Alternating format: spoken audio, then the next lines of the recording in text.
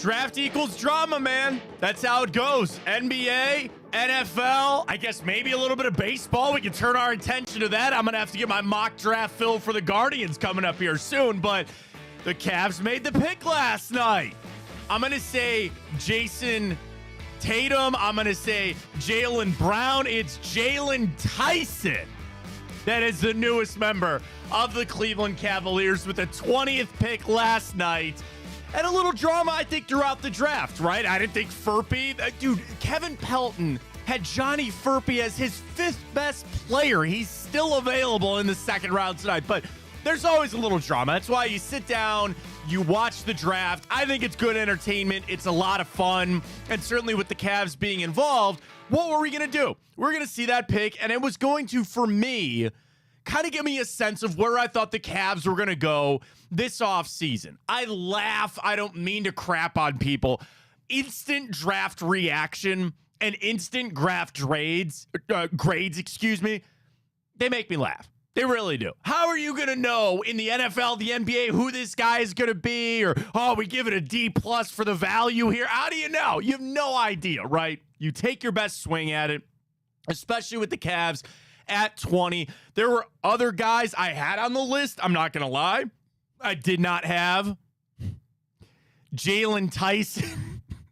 I don't know why. I just have Jaylen Brown and Jason Tatum are like just somehow in my mind with it. Hey, you want to know what? He turns into one of those guys. We'll be doing just fine. We'll be doing just fine with the 20th overall pick. But certainly some things to dive into to learn about him as he is now joining the Cavs. What I think that means for the Cavs the rest of this offseason.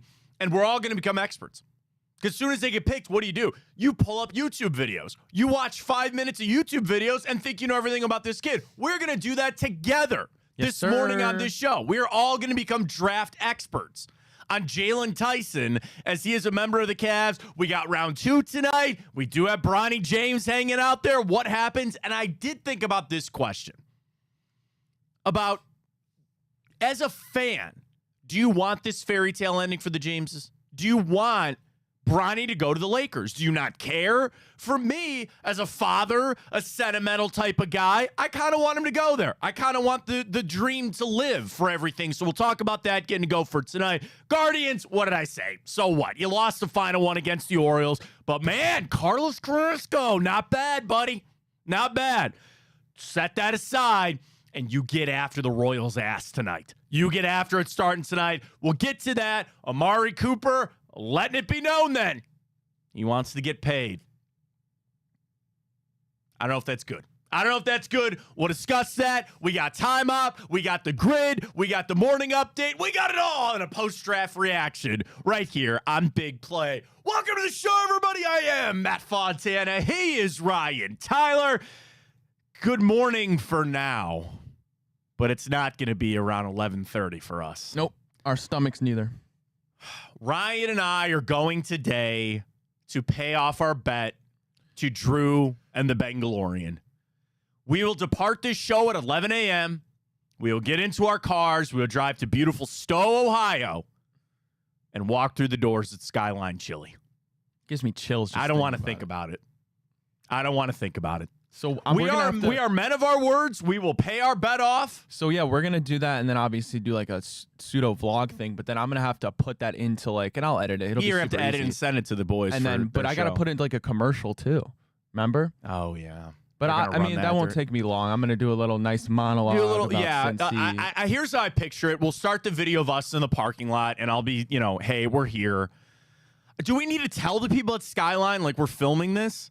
Because, like, I picture you walking in with me and me going up and going, hi, this is my first time. I don't know what to get. Yeah, we'll do that. But just let them know, like, hey, we're just filming this. This isn't a poor reflection on Skyline necessarily. God, it's because I don't want to go. I don't want to do it. Are you going to get the 3-way, the 4-way, or the 5-way? That's what I don't understand. Like, that, I'm going to ask. I'm going to go, what should I get? I do not like onions, so don't put onions on my thing. So that, I'm pretty sure it goes, your 3-way is your basic noodles, chili, cheese, and beans. Okay, that I can do. And then I think the 4-way is chili, cheese, bean, onions Okay, or don't want something that. like that. I don't know. We'll It's find weird. out when we get there. So check the video out. They're on tonight with their show. I don't know if we'll get it to them in time, but they're going to air it eventually on there. So we'll do that after the show. So be following along. It's going to be a good time. Last night for the draft, I thought, again, the drama, the broadcast was great. It was fine. This was very clearly I don't want to say lacking draft, but like, okay, you knew who was going number one. It was funny as I saw a lot of the sports books putting out the odds of guys to go at specific places.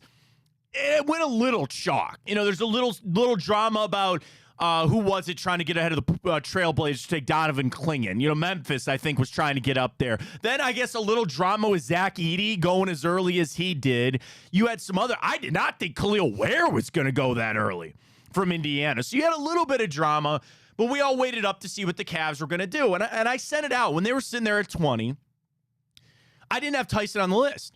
I was buying into what Kevin Pelton was selling here. Kevin Pelton had Johnny Furpey out of Kansas as his 5th best player. And I go, he's sitting there? What's going on? And now all of a sudden, lo and behold, he's still sitting there in the second round. And Phil Bukowski. Yeah. Those are the two biggest names. I mean, outside of Bronny, but guys you thought might go in the first round. Missy went one pick right after us.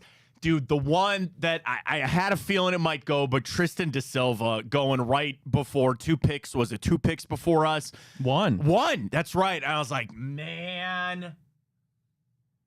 The more I think about it, the more I was like, yeah, that was a guy.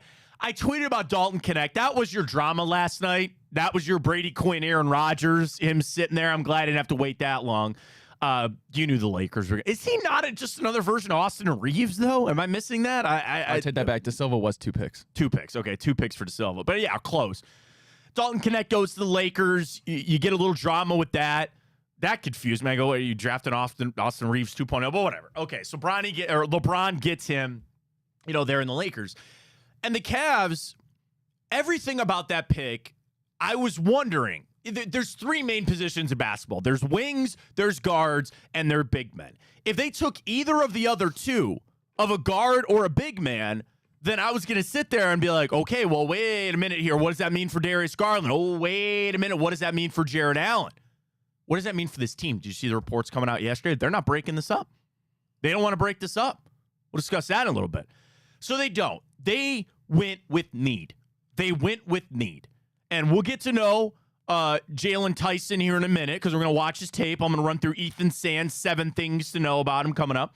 He's a 6'7". And again, by the way, everybody said, he's not 6'7". They said he's in shoes versus not shoes. The NBA stopped measuring guys in shoes.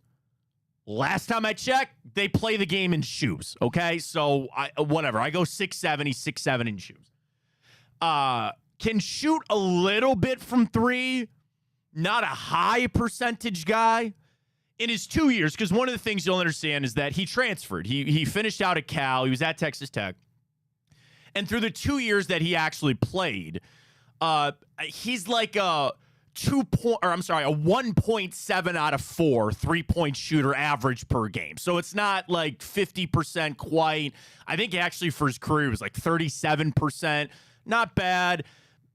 That was kind of my interest about the 3-point shooting, if that's where they kind of want to lean. You see the athleticism, a little bit of defense.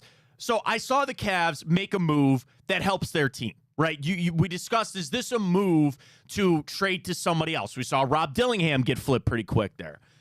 This is a move, I think, that this guy's going to be on the Cavs. He's going to be a rotation player on this Cavs team, at least starting for this season. So those moves, does it really kind of give me any sense of what the team might do this offseason? Not necessarily. Then we get to these reports that they're not breaking this up.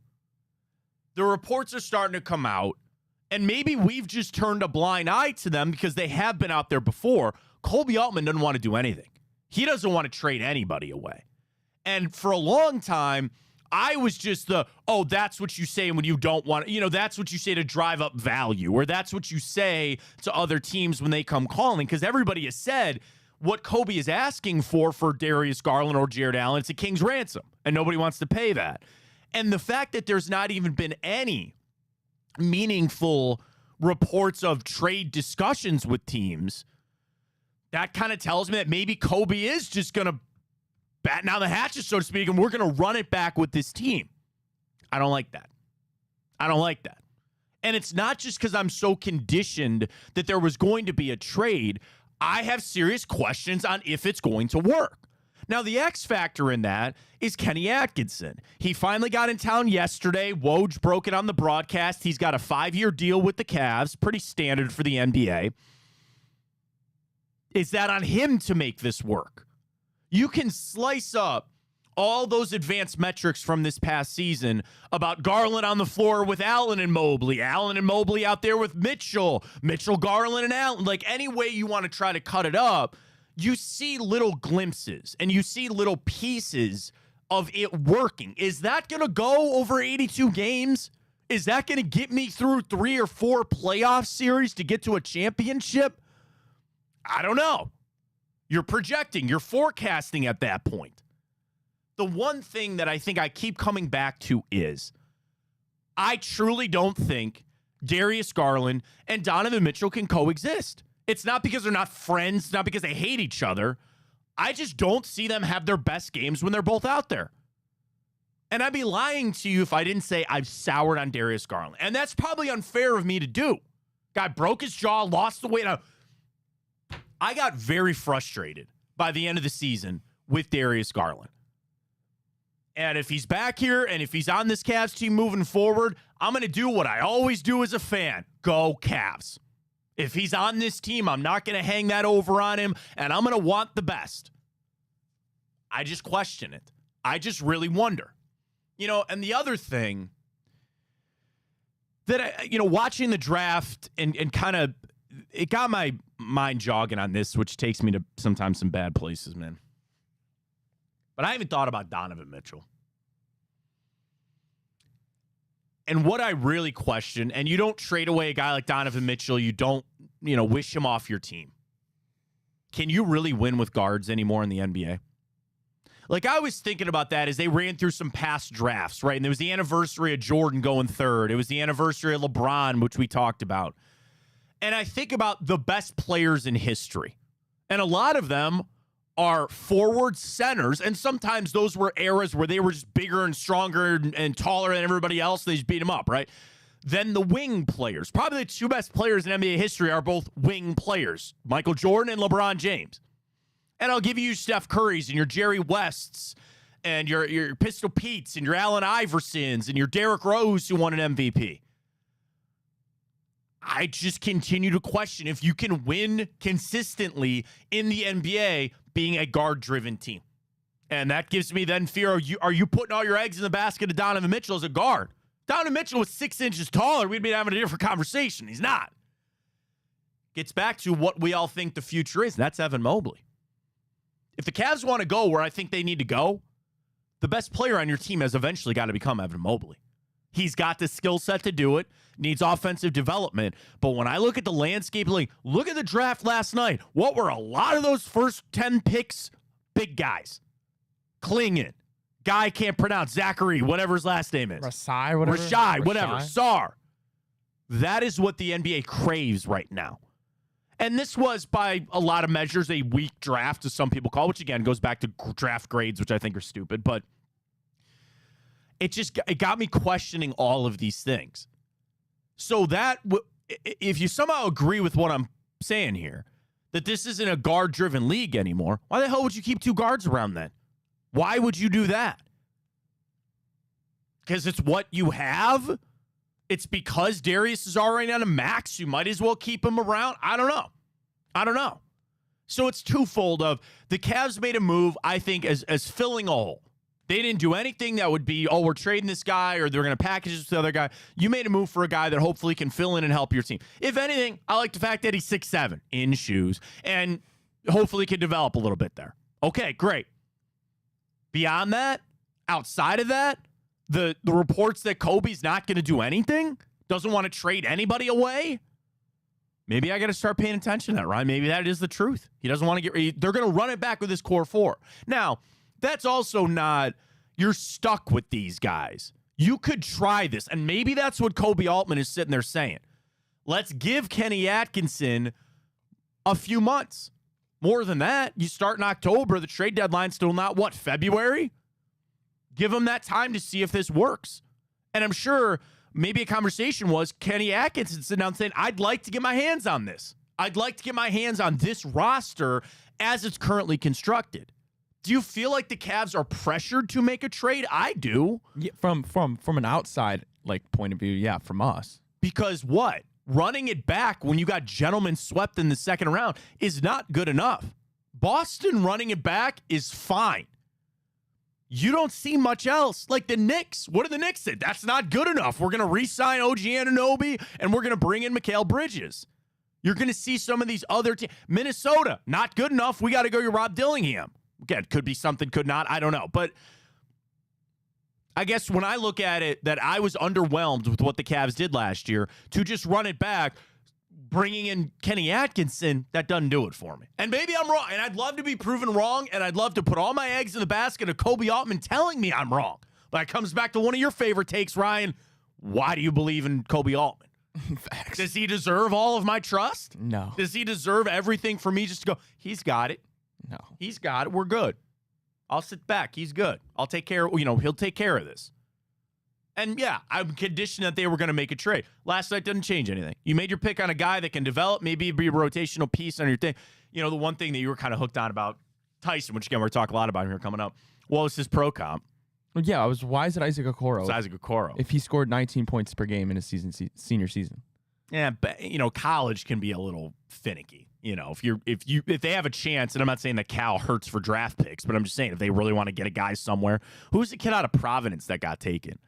And they were like, he was like Craig Porter Jr. was on the Cavs. When Craig Porter Jr. was at Wichita, he led his team in points, rebounds, assists, block shots, steals, like every major statistical category. He led them. And whoever that Providence kid last night was, same thing: points, rebounds, assists, steals, blocks, like everything he did. Because they were probably like, oh, this is our one shot for an NBA draft pick. Might as well just let him score all the points and try to get a little notoriety here. Nothing wrong with that. UConn was different. Why did they not ask Danny Hurley about the Lakers job? Do you think he went up there? Did you watch the broadcast? Not really? No.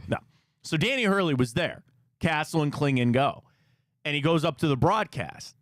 And they didn't ask him about the Lakers job. I wonder if that was like a, hey. It's about the players today. I get it, but I'm sure that was said, if I come up here, don't ask me about it. And they would rather have his thoughts on Castle. And again, I don't want to steal from those guys' thunder in their moment and all that.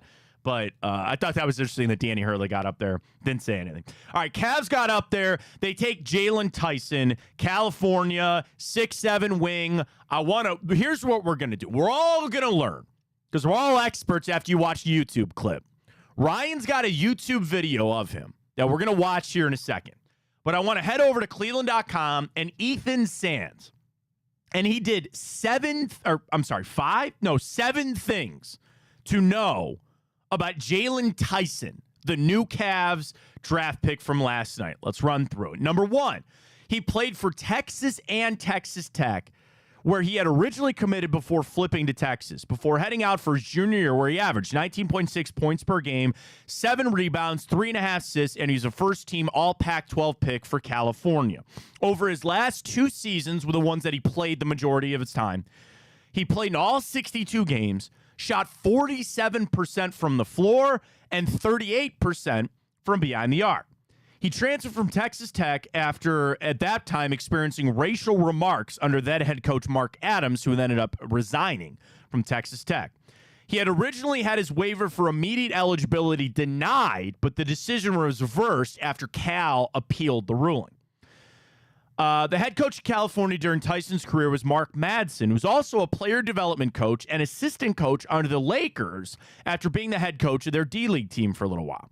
His instruction from a former NBA coach should help Jaylon Tyson understand how his game can convert to the NBA stage. Kenny Atkinson is known to have a similar coaching style to Mark Madsen, who's at Cal, prioritizing the development of his players and helping them grow in the league, making Tyson a plug-in fit for the Cavs and Kenny Atkinson. He is just 21 years old, stands at the sturdy 6'6", 6'7", 218 pounds. His size, strength, and length will allow him to fit in as a small forward in the Cavs with the ability to create his own shot and the potential to defend at a high level. Tyson models his game after Josh Hart and Caleb Martin because of how they will do anything to help their team win, including the dirty work like chasing down 50-50 balls and being tenacious on the glass. That's Isaac Okoro type. Well, I mean, yeah, I take Josh Hart any day. He turns into Josh Hart, his 20th overall pick. I'll take it all day. He grew up in Plano, Texas, where he attended John Paul II High School, helped his team win their first state championship in his junior year. So that's the 7 things to know about Jaylon Tyson. I think the biggest thing is, again, the height, which I like, the build, which I like, a chance to be a really good defender, and if he can just continue to create a three-point shot, I think they're doing pretty well. That all being said, Ryan, let's all become experts on Jaylon Tyson. All right, you ready? You have the clip. We have it up. Here's what I want to do. I'm going to ask you to pause and play it as we go, and we're just going to watch some film here. Watch some film. Everybody sit down with us. Get the YouTube comments going on Twitter at Matt Fontana Show. See what we got. Now, by the way, this is the Cavs. No.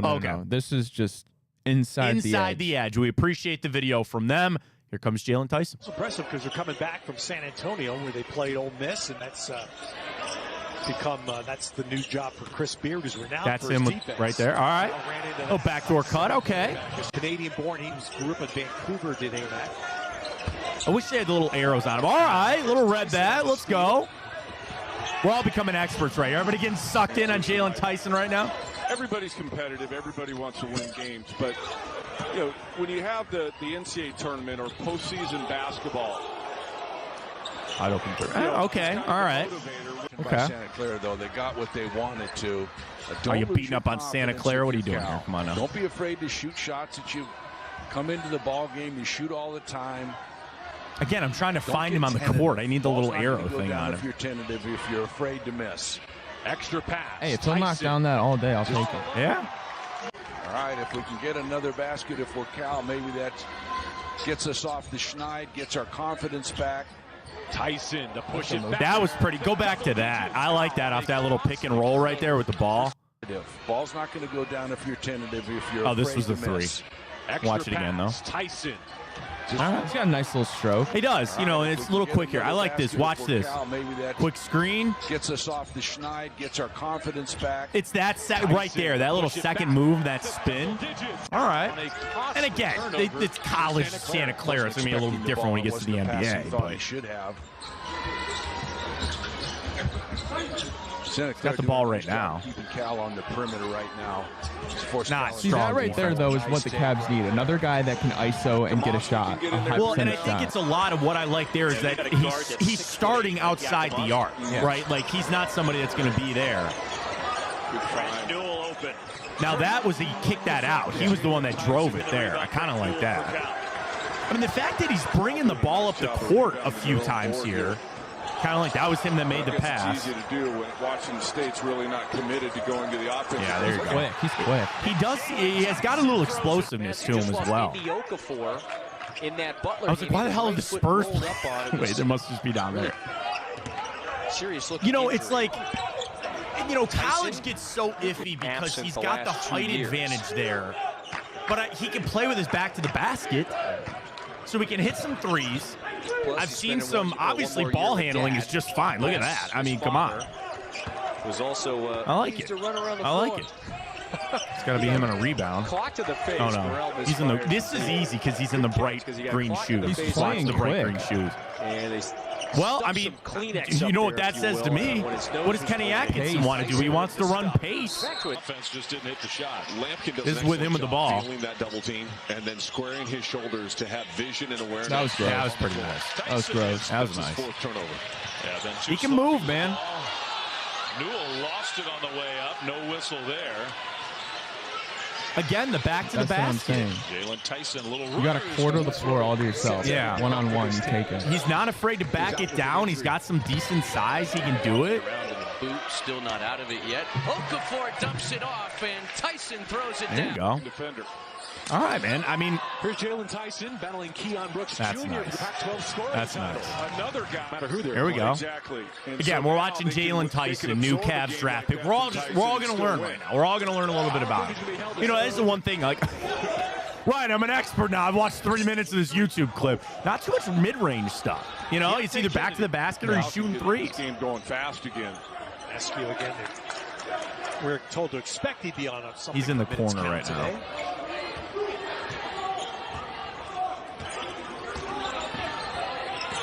Yeah, he cuts. A lot of backdoor. A lot of cuts. On to the Big Lot of Ten cuts. championship. All right. Move without the ball. What's that? Moving without the ball. Yeah, I mean, that's going to be Absolutely. important, you know, for everything. And Sports on the docket. it's got to be a three. Hoops, Yep. Football.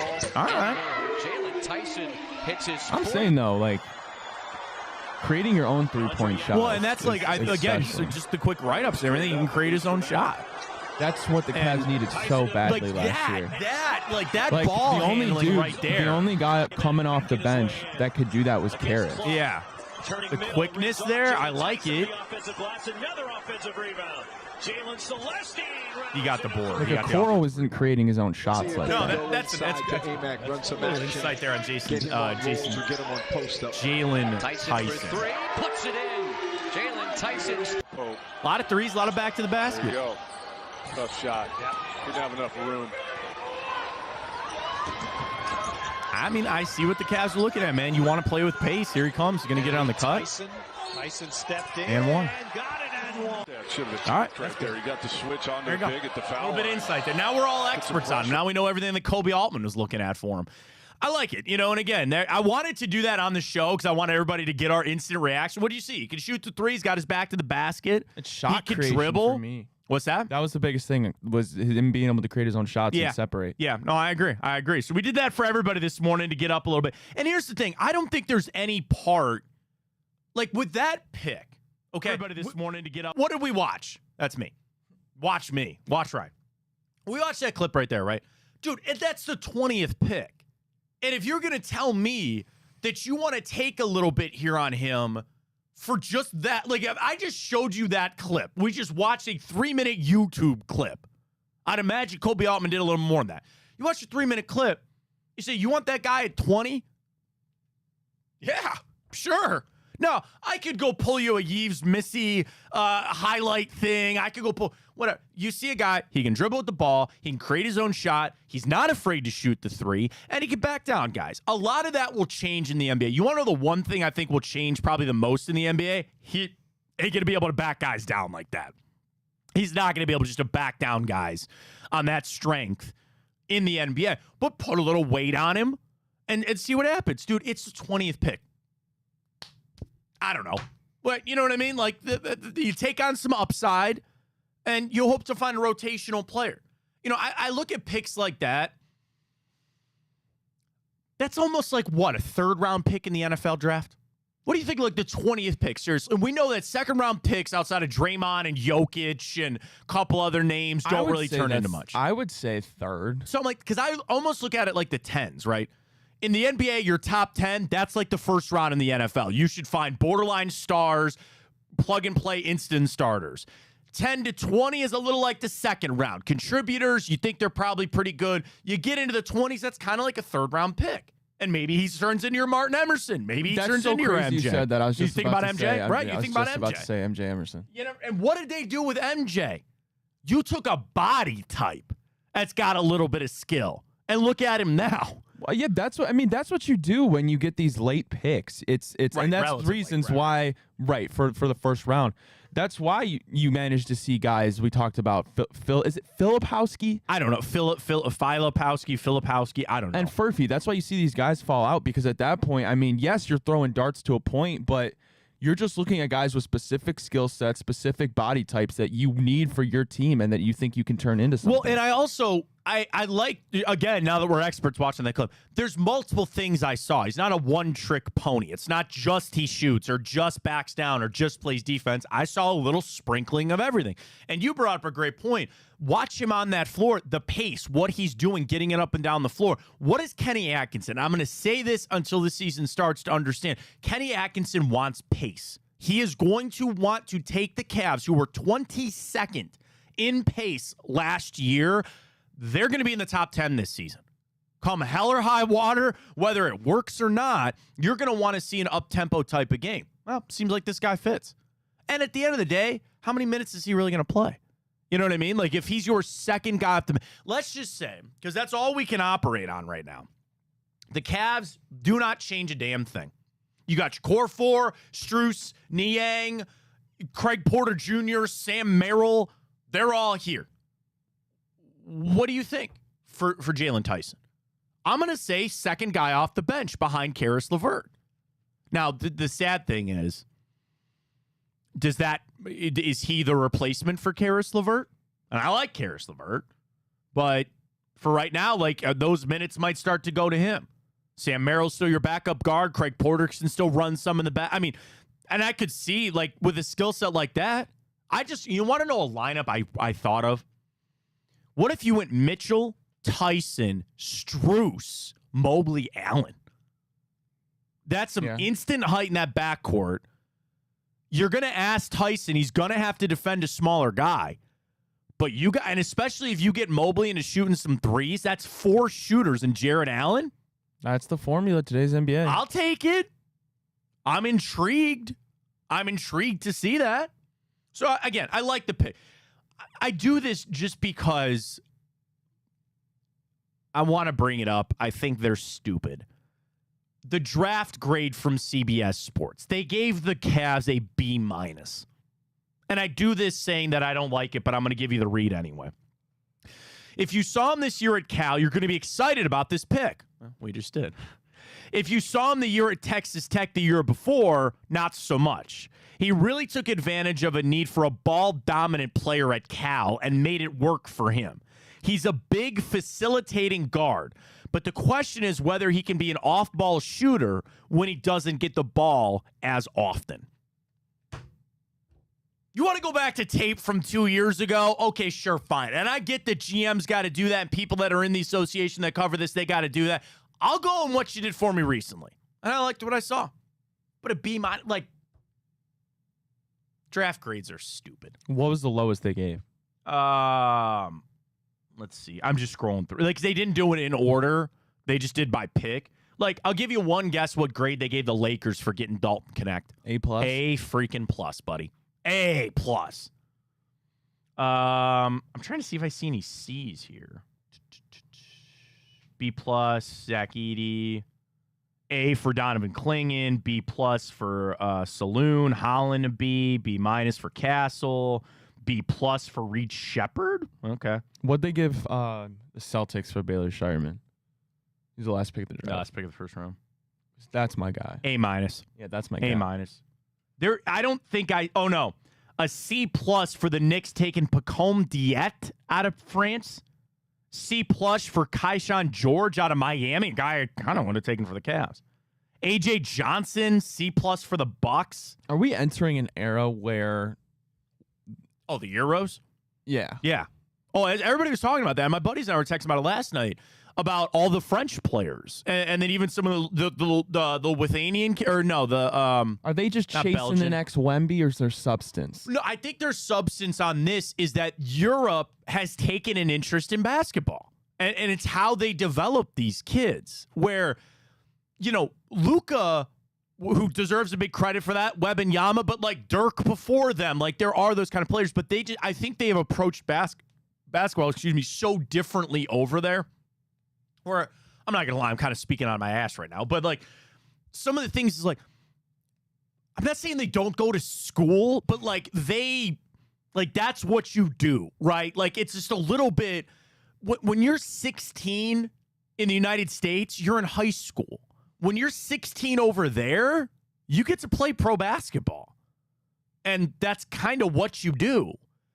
And then you come over to the NBA, I think, further advanced. Now, these guys are 6'8", 7 feet. Like, you got to still find your guys. But I think it's a groundswell in Europe about basketball. Because at one point, it was just soccer. And if you don't play soccer, then what else are you going to do? I think basketball has seen the rise. It's like anything. When you get a sport, which is why, to go back to soccer, why, and I know nothing of soccer, but the people that I do know that know it, they tell me, the United States is eventually going to catch up. Now, it'll never be to the level of Premier League. That's not what I'm talking about. But you eventually will start to see more United States soccer players in the Premier League because soccer is hot right now. So kids want to play it, and they're going to start playing it, and your best athletes are going to start doing it. What is one of the biggest issues with baseball, Ryan? Nobody wants to play baseball anymore.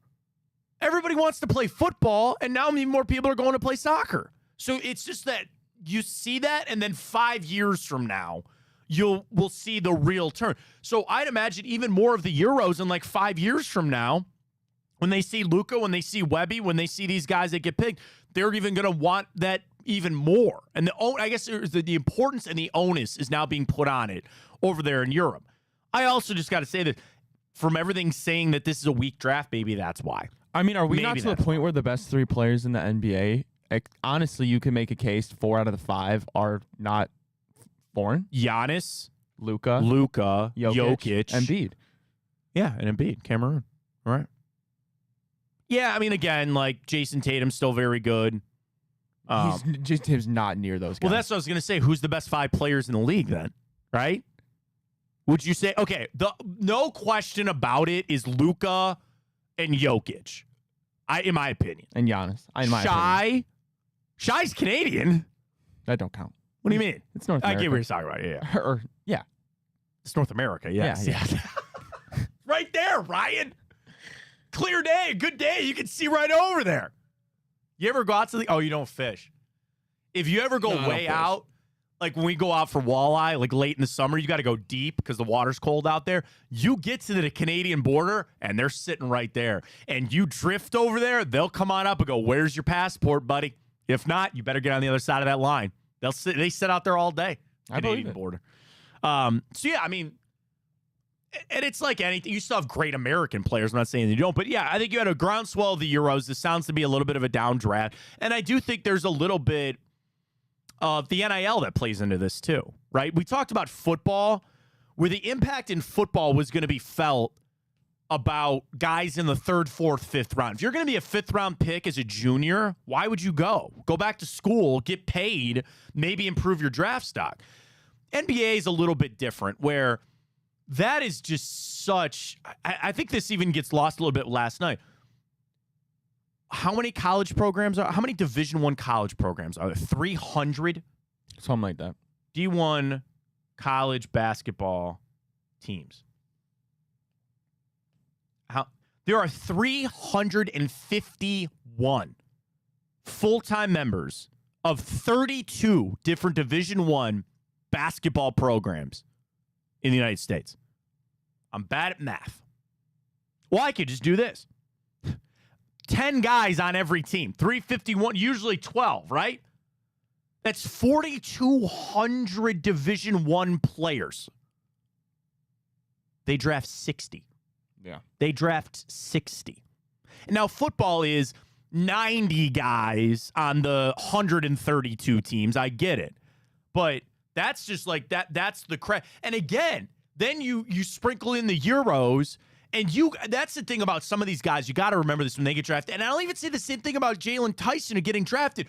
To even be the 20th pick with probably 4,500 eligible players for the draft, plus the G League, I guess factor all that in.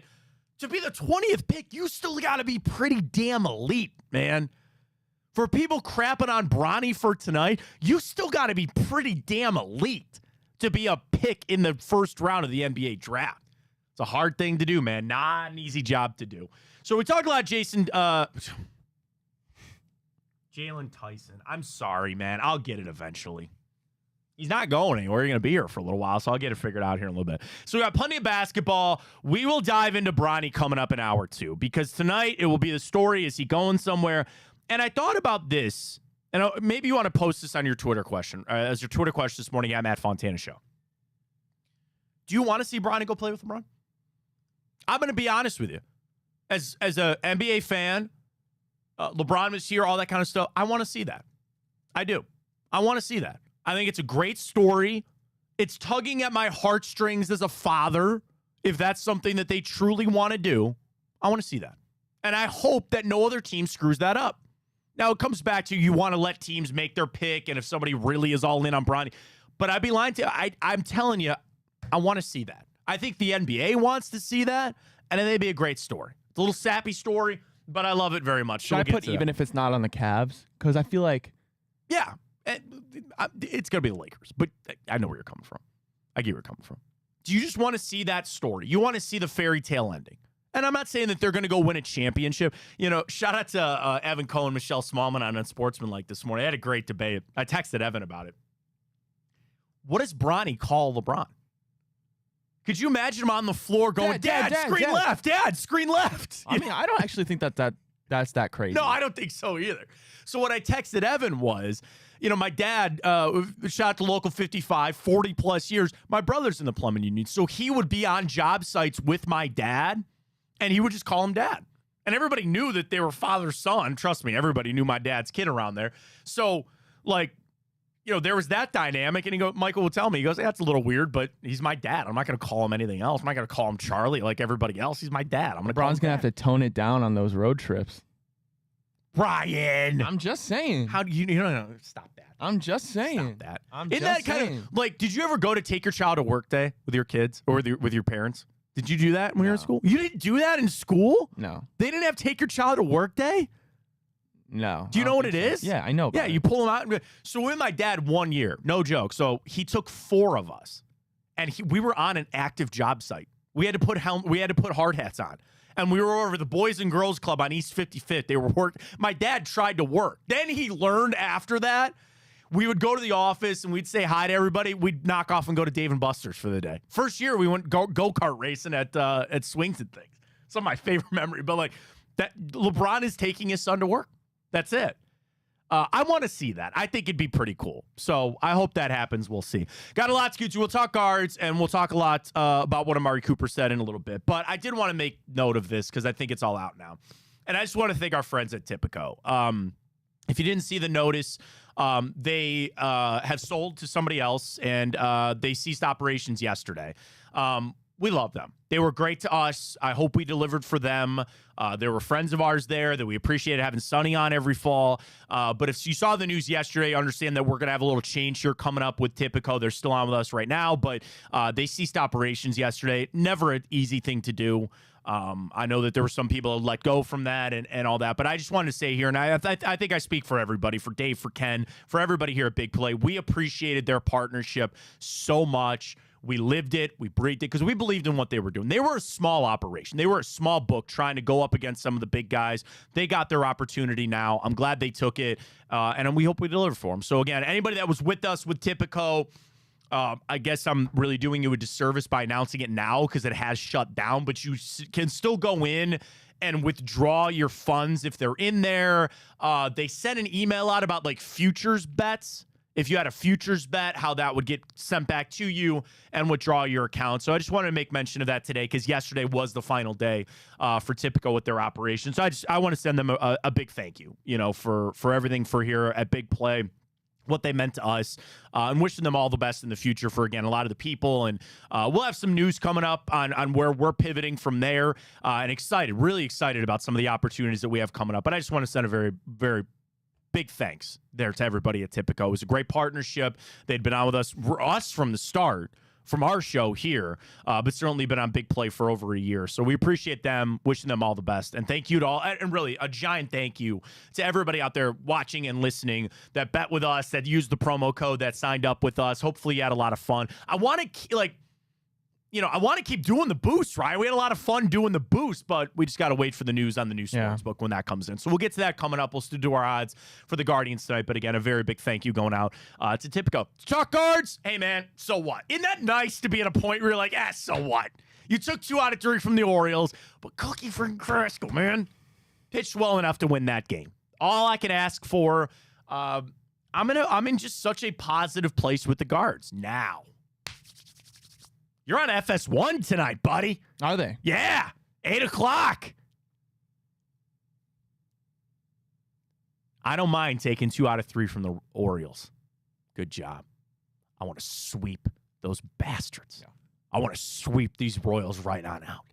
You have the stranglehold on the Central right now. You send these guys packing. You get them out of here. This is a series, I think, the guards... And you're going to have it, man. You got Lively in this series. You got Bybee in this series. Get after it, man. You got Lively tonight. Waka, who they've seen before, 4 ERA. Come on. I want to sweep the 4-game set. It's a 4-game set starting tonight. I want this sweep, buddy. Yeah, If you sweep the Royals, obviously the season's so long and you can't count anybody out, but I mean, that is essentially a death punch. Well, and what I want is them to get a little, maybe like, right before the trade deadline, them getting a little nervous. You send them off into the abyss. You are 8 up on the Twins and the Royals. They both won last night, so they both kind of got a game back on us. But the Royals are 9 back, bro. Could you imagine sending them to 13 back? That'd be special. 13 back, getting to July. I don't know. You come back from that. Can we take 5 seconds to... Yes. Gunnar Henderson, Matt, is very good. Is so damn good at baseball. He's good. Unbelievable. It's funny you say that because you played growing up. I played growing up. Did you all knew? I don't know if you were that kid. I will tell you, I was not that kid. I was good, but you know the guys that you see, and you're like, that guy. Yeah, I had a dirty glove, but I couldn't hit my weight. Oh, I could hit. Call me Austin Hedges. I could hit. I was okay with the glove. I had a really strong arm. I was a catcher, and I was a catcher until high school, and then I transitioned to the hot corner. Yeah, I tried third base for a year, and it didn't go well. Did not go well. Really? So I was catcher. When I got done catching, I went to first in the outfield. I had an arm. I could hit. I could hit for power. I was not really an average guy. But we all played with somebody that, like, they could roll out of their car. Oh, yeah. And they were hitting, and they were just people that were just ball players. And to think about that on a level of the major leagues, when it's the best of the best, you look at Jose Ramirez and you go, that guy is just a filthy ball player. He can hit. He can run. His IQ is there. He does it all. Gunnar Henderson is that too. Yeah, he is. You watch him and you go, that guy can just play. Even a little different than Trout, because most everybody looks at Trout and they go, he's 5-tool players all the way. But I look at, kind of, and ironically, kind of same position here, like Bobby Witt. Bobby Witt just looks like a guy that is a filthy ball player, and he is just good, and he's going to be good for a long time. I think that with Jose Ramirez. I really do. Dude, John Kenzie Noel. How have we gone this long without giving him his flowers, man? Crazy. How freaking cool was that? He pimped that. He did. To almost straightaway center. Kind of crazy. He got his first home run. I tweeted that before Manzardo. That's nuts. Isn't it nuts? And also, you see the video from the Clippers? They're all in the rain delay, and they all start cheering for him. That was awesome. And I sent that out yesterday when they announced that they were calling him up. Of everything that I saw over the last couple of months, I was excited for Kyle Manzardo. Dude, I was on some John Kenzie Noel down there. I wanted to see him up bad. When you got a name like that. It's just a cool-ass name, is it not? John Kenzie? I've never heard that before, John Kenzie. I don't think I have either. I mean, I got to tell you, like, some of those... I thought for the longest time it was John space Kenzie Noel. Oh no. But now I know it's J-H-O-N, yeah, John Kenzie. I had somebody tell me, "Oh, you know that Jonksy?" Jonksy. Oh, John Kenzie Noel. That's who you're talking about. It's a little freaky. Jonk Smash. John, yeah. I can't take credit for that. Oh, where'd you see it from? Twitter. Okay. You can take it. Everybody takes everything off Twitter anyway. Jonk Smash. I like that, dude. Yeah. That tells you, and he's got that little different of a batting you listen to the broadcast, and I mean, it just goes to show everybody in the Clippers clubhouse watching them just how like everybody loves them. Well, and that's the family mindset of I think the Guardians that they've been able to cultivate. Do you think they have that with the Yankees? Like, I don't know why the Yankees seem so corporate to me that it doesn't feel like they can build a good culture. The Guardians do, and it starts with what Terry Francona did to start that. Vogt has picked that up. But I do, like, you feel it up and down. They're happy when these other guys get their opportunities. So I love it. I love about this team. That was great about John Kenzie getting that first one. Back at it tonight against the Royals. And you got to remind me of this, and it's my fault, but you got to remind you're going to end up turning into like my wife, where she just has to ask me 75 times to do something. No offense. I don't want to be your wife. That's fine. I have one. She's great. She's awesome, and I love her very much. I'm not trying to replace her, but I'm going to need you to be my show wife. You're going to have to be my work wife here. You're like Dr. Respect. Please do not compare me to him. No, you're opposite. You're Dr. Respect. He's Dr. Disrespect. You're Dr. Respect. And that's a whole another ball of wax going on over there. But I'm just going to need you to remind me. At the end of the show, I still want to do our odds. We don't have Tipico, but I still want you to remind me, like, hey, the Guardians are this many games on this, or like the trends. I want to do that every day still on the way out, so we'll get that coming up. I want to talk Amari Cooper for a second. So Cooper yesterday. I missed this. I don't know what he said. He was talking to somebody with Better, like he was doing an interview with a betting company, BETR, Real Money Fantasy. There's a sports book in Ohio. We have opportunities, just saying. And he sat down and he talked to them on TikTok, and he dropped the line, I'm trying to get paid this year. Yeah, I don't blame him. So we know where we're at with Amari Cooper. Didn't go to the mini camps, might hold out in a training camp. And he said, I'd pull a hammy or something trying to race you. I'm trying to get, so this is what it was. They came up to him and they said, hey, you want to race? And we'll put it on TikTok. And he goes, no, man, I could pull a hammy and I'm trying to get paid this year. It's a hard line to take with Andrew Berry. See, here's the thing. I really think Amari Cooper doesn't have much ground. I mean, I was saying, but here's the thing, Matt. Here's the thing, and we disagreed on this. But to me, it's actually, and maybe I'm living in a bubble. But tell me how much I'm living in a bubble. You can't go on the field without Amari Cooper when you already have all your basket in Deshaun Watson. I know you talk about don't restructure it. You want the out. I get it. For Watson, yes. With Watson, and I understand that. Yeah. But you're basically, obviously not 100%. He could go out there and ball and elevate the other players. But you already are so all in Deshaun Watson. Without Amari Cooper, you're almost guaranteeing it to fail. Trust me. I want Amari Cooper on the field. And I do think they will get something done. And it's twofold. And I'm going to help your argument even more. You want Cooper out there to have no excuses. The one thing I cannot have this year with Deshaun Watson is an excuse. That's an injury. That's a suspension. That's anything. I need to get done with this season saying you had Amari Cooper, Jerry Jeudy, and David Njoku in this offensive line, and you were either good or bad. I have to have that. So I got to have Amari Cooper out there because I don't want it to be, well, we missed Amari Cooper for this or we did that. And very rarely outside of Le'Veon Bell, do you see somebody actually hold out into the season, or I don't think that's going to happen. Then on the flip side, it doesn't work with Deshaun Watson. Don't you want Amari Cooper here for some new quarterback that you're going to have to bring in? I know I do. Yes. The issue is he's pushing 30. And I get that. And wide receivers are getting paid. There's your pro cons. Your pro list is it's Amari freaking Cooper. I don't have to say anything more. He just put up a career year with 4 quarterbacks. I know. And now you're going to look at it and say these guys are getting paid. He's pushing 30. Trust me, I get all of it. I do.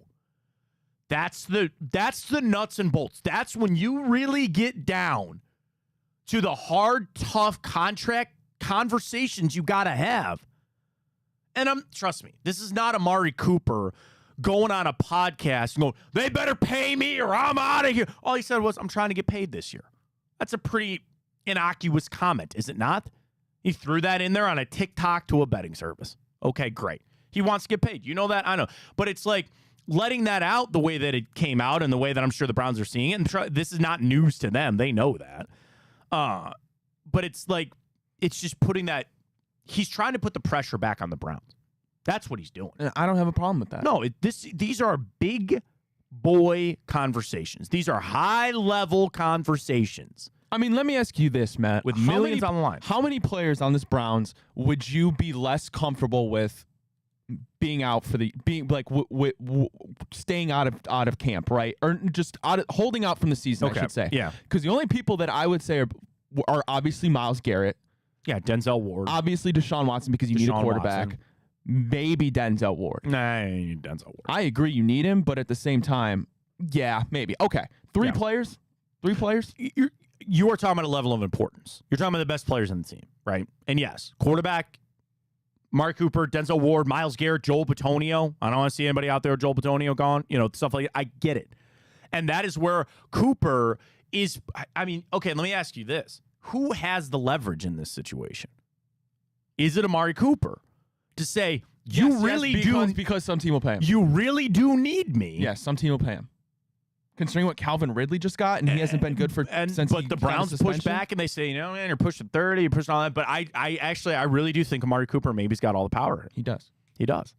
And again, could he just, he might have to pull he's under contract. That's the bitch of it, is he's under the contract. There's nothing, if he wants to sit out, that season tolls. You go back to the Le'Veon, him sitting out for the entire year does nothing. He's got to show up by what? Week 8? Week 8, 11, something like that. There is a point that he has to show up and play to account for the season. And he'll get fined and he'll miss all that money. But would it get that ugly? I don't think so. Here's my best guess on what the Browns are going to do with Amari Cooper. They will give him a 3-year extension, with that first year eating up this year. And you have 2 years beyond that.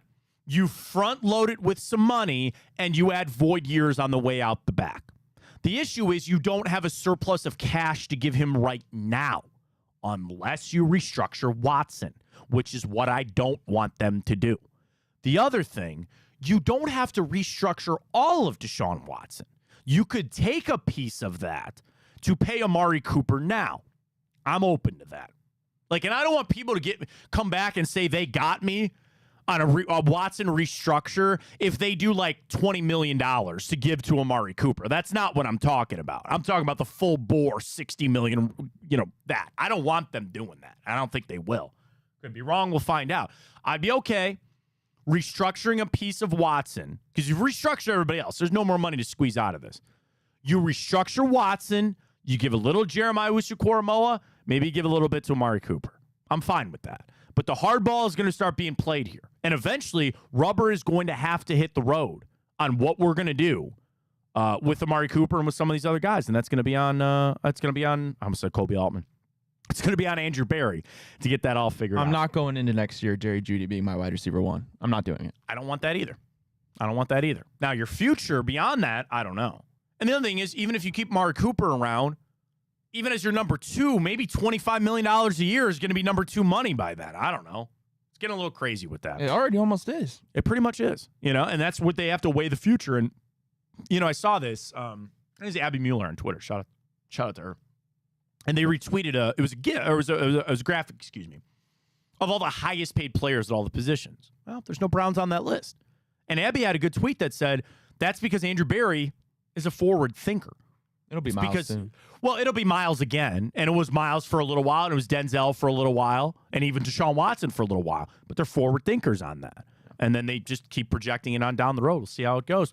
I can't wait to see how it goes down there with the PGA champions at Firestone. Big announcement. Ryan, we're going to be there in a couple of weeks. I'm excited. I'm very excited. So what is that, Friday, July? It'll be Thursday and Friday. We're there Thursday, Friday. Our show is going to be live the 12th. Is that Friday the 12th? Yes. Friday the 12th. Normal time. So 9. normal time, 9 to 11, Friday, July 12th. We will be down at Firestone for the PGA Champions event course, the Colleague Companies Championship. It's all weekend, July 10th through the 14th. Tickets start at just $25. They include access into the Colleague Infinity Zone, an interactive area featuring live music on the Rock and Roll Hall of Fame stage, food trucks, activations from LA Golf, X Golf, who I love, man. I love X Golf. Horse Soldier Bourbon. It just sounds good. You know me and bourbon. Have you had that before? And so much more. 1 ticket for 2 experiences. Visit colleaguechampionship.com to purchase your tickets. That's colleaguechampionship.com to get your tickets and make it a great day. I've already talked to my wife. I think I'm going to take my kid down on Saturday. Do it. Dude, they got concerts, food trucks. They got it all. This is one of the best, and I would say undersold gems in Northeast Ohio, because we remember when the Bridgestone was here. And I would go down to the Bridgestone. It's in our backyard. And you want to know the one thing I know about the Champions Tour? They are much more friendly, You want to go see Fred Couples? Ernie Els is one of my favorite golfers of all time. I'm most excited to go meet John Daly. John Daly's going to be there. And you know he's going to be taking pictures and hanging out. $25 gets you into the tournament and then the Infinity Zone. I got to tell you, that's the other thing, too, about going to a golf tournament. I want easy access to food, drinks, and shade. Facts. You get that with this. it's the best thing going. And we'll be so again, we're going to be there all week. So we're going to be there Thursday the 11th, and then our show Friday the 12th, and then that weekend. You know what? I got to ask my dad. I know he's watching right now. Like, if he would want to bring my son down Friday afternoon. Have him watch your show. He watches my show every day. But like live? No, live would be cool. I guess but then who's going to watch him? You just said your dad. Oh, yeah, if I take my dad down there, I guess I could. It's a long day for him, though. He's got to get his nap in.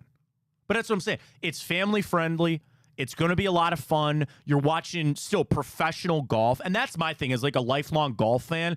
I want to go down and see Miguel Angel Jimenez. I want to go see Ernie Els, Fred Couples. Like, yeah, it's not Bryson or Brooks or I got to stop naming the live guys. Not Justin Thomas, Jordan, but still, these are golfers like, of my past a little bit. It's going to be a lot of fun. CollegeChampionship.com. That is CollegeChampionship.com. KAULIG. Everybody was Matt Colleague. CollegeChampionship.com. Get these tickets. Do we know who's doing some of the concerts? There is a list. Oh, there is. We'll find that Yeah. then. That's it. The South Course. I think that Infinity Zone's where it's at. Music from local, national, and international acts. The food trucks, which, dude, that's the way to go. That's the way to go. Lounges, the fan experience. I love it, man. I've been going to the Bridgestone for a long time. I'm going, when are we going to play? Do we get to go play? I don't know. It's a good question. I hope so. But it's going to be a lot of fun. So we'll see you there in a couple of weeks. Get your tickets today. CollegeChampionship.com. That is CollegeChampionship.com. Catch a break. When we come back, we got the morning update. We'll dive into the grid. Bronny going to get drafted tonight. Time up. We got it all for you. Fontana Show right here on Big Play. Well, how do they know I'm doing this? Did somebody leak this out? It's social media. Oh. It's just, that's the way social media works now. I thought maybe you were just running that yap.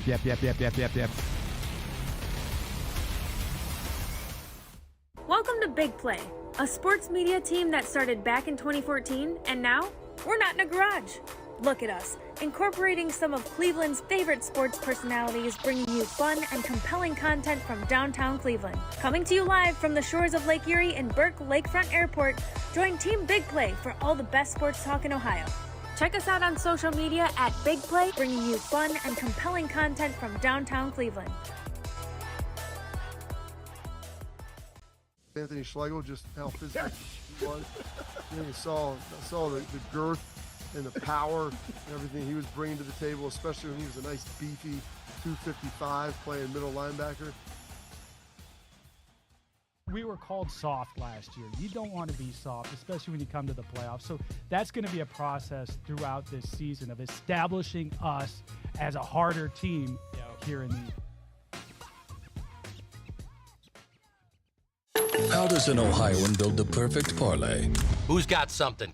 Big guys looking for long odds. The kids in Columbus are covering better than anyone, and at even odds. If it's even, I'm leaving. Listen, our championship DVD starts today, all right? Dude, I just got an invite to a Cincy playoff watch party. Shut up. Cincy, State, Cleveland, the perfect parlay.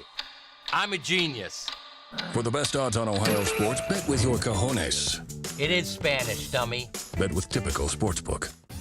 I don't buy into this nonsense, this conspiracy nonsense that he's got his money and he's dogging it. That's ridiculous.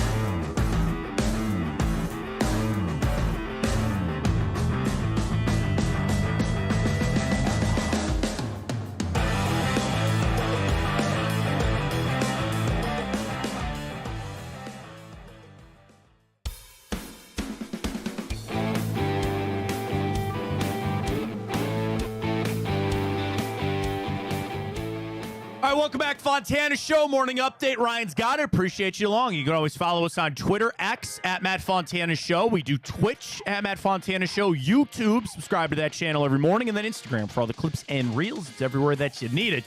We got you with you every morning, 9 to 11. I just keep thinking about the golf tournament now. Like, I'm so excited. I know, it'll be a great It's going to be a great time. So we'll get to that coming up. But Ryan, we got plenty of NBA. Round 2 tonight. Bronny, morning update, please. Alrighty, Matt. We'll start with the Guardians. They do drop the finale to the Orioles, but they still win the series. That's all good. John Kenzie Noel goes yard, the 4th player in Guardians Indians franchise history to hit a home run, their first major league at bat. I've not thought about Kevin Kuzminov in a long time. I didn't recognize anybody on the list. So freaking good. I didn't recognize anybody on that list. Oh, Earl Averill. I mean, this jersey up in the Raptors up in the stadium. Never heard of him. Kevin Kuzminov. I thought he was going to be really, really good. Yeah. Again, I'm not complaining about that game. Like, you got 2 out of 3. It was great. Bats kind of slowed down. What's up with Josh Naylor not playing again though? Remember when he slid that one time? In that one game and he got hurt? I gotta imagine he's banged up a little bit. Maybe, yeah. And again, I'm fine sitting him down to get him ready to go for this series. I was kind of shocked Jose was playing. I thought you might give him a day off to get ready for the series.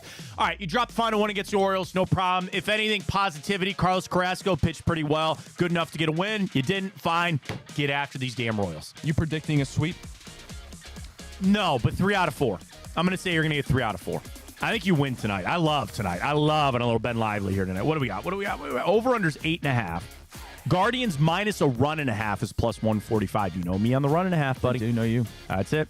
That's Alrighty, it. well, the NBA draft kicked off last night, round 1. Cavs with the 20th overall pick select guard Jaylon Tyson, 6'6", 218 pounds out of California. Matt, I think you're a fan of the pick. I like it. You know, we watched the clips earlier, and shout out to my dad with a good text on this one. You watch those clips, he's never just standing there. You know, he's in the game. He's watching. He's active, right? I like that. And that's how, as a young guy, you're going to have to carve out your niche here on this team. Play a little bit of defense. You can shoot if he can keep playing with his back to the basket the way that he did in college, which, again, is going to be a big change for him in the NBA. I like what I saw. And that's all I can ask for on the 20th overall pick. Take a little upside. Take a body type. You want to know the thing I'm most happy about is the body type. He's a wing. He's athletic. I'll start with that. Get Kenny Atkinson, a development type of coach. Mold him on up, man. Mold him on up. And the other thing, like, I want Jaylon Tyson to play, but I don't need him to. So you can give him some time to develop, especially if Isaac Okoro is back. Like, he's going to have to carve out minutes on this team. You know, we talked about the trades in hour 1 where the Cavs don't want to trade anybody. If they hold on to everybody, fine. But you got to just carve out your minutes. And you don't need to rush him. You don't need to put him in your starting lineup today. But I like what I see. I watched 3 minutes of a YouTube clip, so I'm now an expert. Please come to me with all your Jason. Jaylon Tyson. I think that's 2. That's at least 4, I think. You think already 4? Yeah, 4. We're off to a bad start. But I'm an expert. I watched 3 minutes on YouTube. Any questions, throw them my way. Alrighty, well, round 2 of the NBA draft is tonight, although the Cavs do not have a pick. This is going to get political, but I got to ask it. What is the one thing that you think people, they do that the most? They watch a YouTube video or read one article and assume themselves experts. COVID? Yeah, I watch a Fauci video. That criminal. That absolute criminal. I read one article, Ryan. I am now an expert on blank. EV cars? Fauci's roaming the streets while Julian Assange is behind bars in a foreign country. I saw that come out. Where are our priorities? Like, what is the one thing that people will instantly read an article or watch a video and then dub themselves experts on? Probably politics, for sure. What is the one thing you think people consider themselves the experts in most? I think I run into a lot of people that I think they're really good with beer. Like, it's a millennial thing to be IPAs, like bourbons, sure. I don't know many car people. I know some. You know, my brothers are really good at fishing and hunting, so they know what they're doing there. I mean, again, they're jobs. They're experts at their jobs. Yeah. But, like... No, that's a good question. You know, the thing that people out there, what's the one area that people claim to be an expert in the most? Maybe... that's a good question. Social media? I mean, there's influencers everywhere now. Yeah. Yeah. The one thing I'm an expert in is maybe the Call of Duty League. Give you some bets on that. Starts tonight. I'd be an expert in. I'm a jack of all trades, master of none. That's fine. Nothing wrong with that. Like even sports, like I would say I have an above average working knowledge of sports. You wouldn't know that by watching the show. But welcome to it. So I always had people come up to ask me, like family members, like, "Oh, hey, did you hear about this? Or what do you think about that? Or what's going on here?" Like stuff like mythology. I'm pretty in tune with mythology. Really? That's my thing. That's all my tattoos are mythology. Really? All my tattoos are mythology. 8 months of doing this, and I know probably more than that. We're coming up on a year, and I didn't know that. Yeah, big into it. Big into it. Like what area?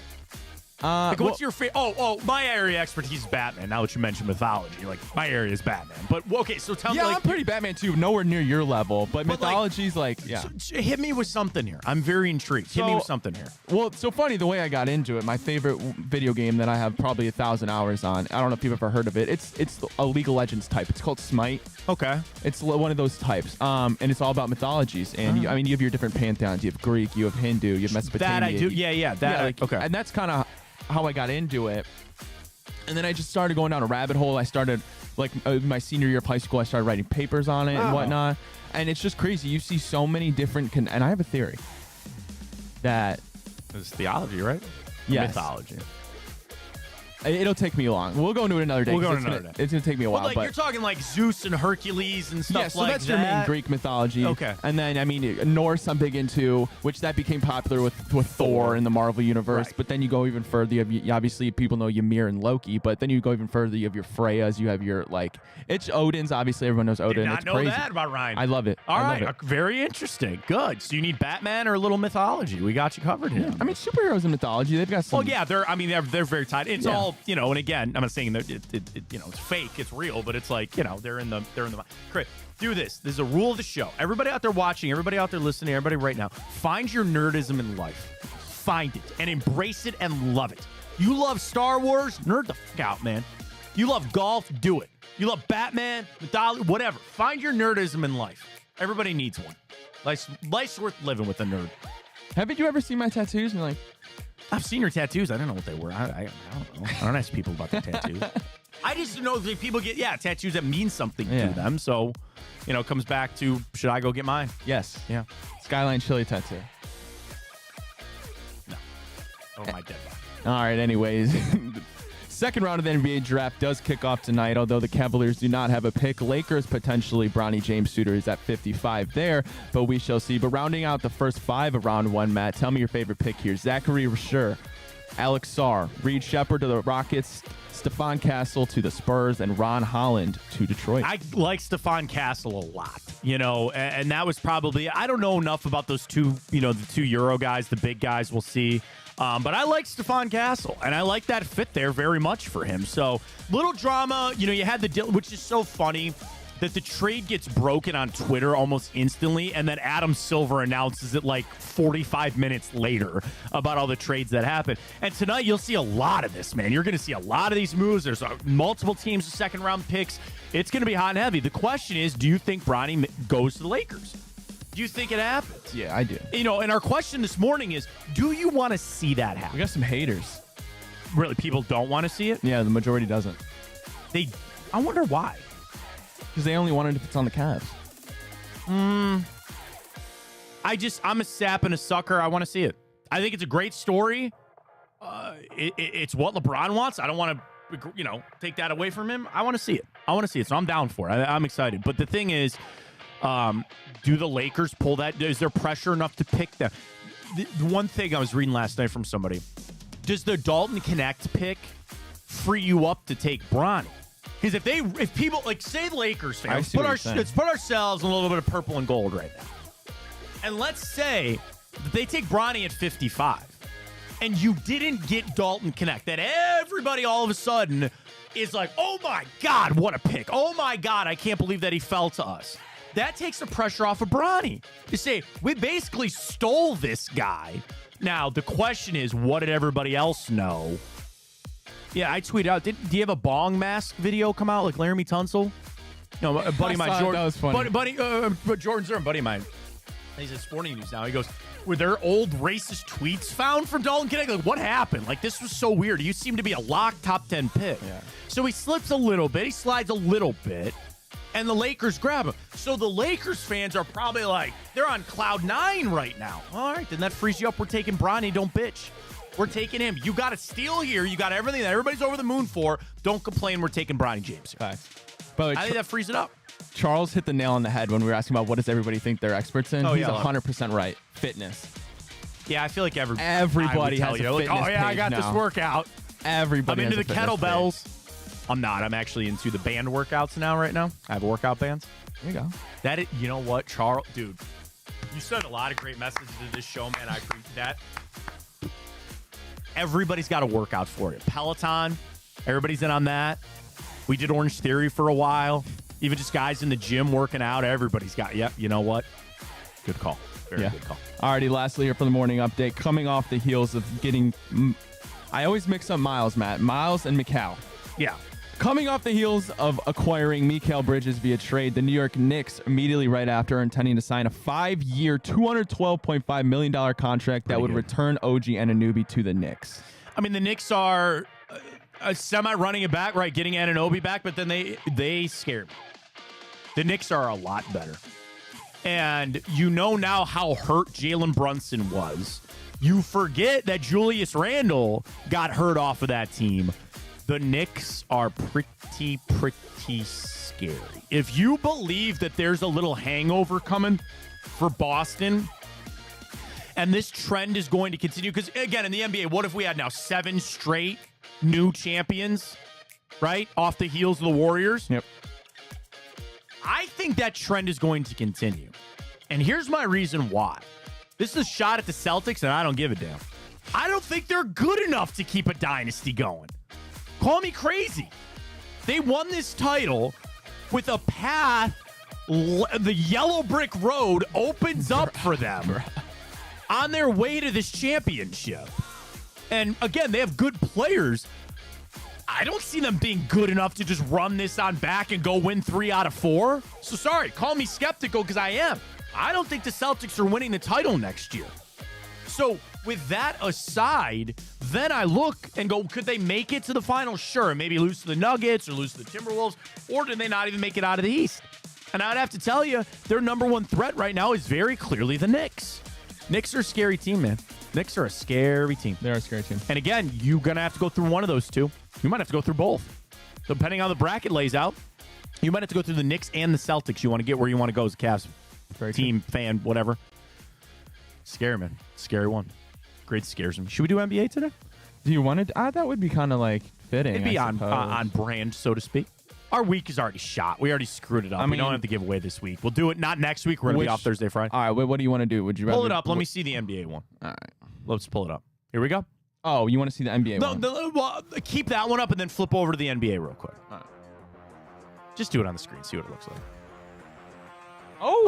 All right, we might have to. All right, we got to do the Cavs. All right, let's do a little NBA Immaculate Grid. You know how it works, up and down, left and right. Got to put your players in, including 5,000 career assists. Got to be Isaiah Thomas, right? Go. Right? Yes. Yeah, it's got to be. Has to be. It's got to be. It's got to be. I cannot believe I spelled that right. Now, is that the right one? 82 to 94? Yeah, that's right. Okay, good job. All right, now Ja, not near enough. No, probably not. I mean, you know I thought of? Marc Gasol. That's funny. I always think of him and Zach Randolph, but no way Zach Randolph hit that. No way Zach Randolph. Gasol distributed a little bit more. Gotta be Mike Conley. Oh, yeah. Well done. No well way, done. right? Yeah, it's got to be Mike Conley. He doesn't work for any of the other two. Well done. That's a great call on Mike Conley. Yes. Is he not Tyrese yet? I mean, again, Reggie Miller shot a lot. Victor Oladipo, probably not. Didn't Pistol Pete play for the Pacers? Pete Maravich? I don't know. There gotta be somebody else anyway. Jazz, Hawks. No, Hawks is one. No way Reggie Miller had that. Probably not. I don't think so. God, who's a really... Ooh. Wait. No, I don't think he played there. And if anything, I know he works for another one of those teams. No, he didn't. Okay. Go back to it? Yeah, we'll go back to it. All right, you just want to rip the Cavs on through here? Yeah, we can do Okay, go ahead. Ben Wallace.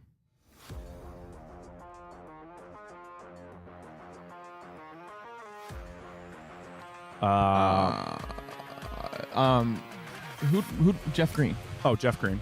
Jeff Green works for a lot of these. And our old friend Karis LeVert. I forgot. I know he's on the Nets. Was he on the Pacers? Mm-hmm. I think might have even started his career with the Pacers.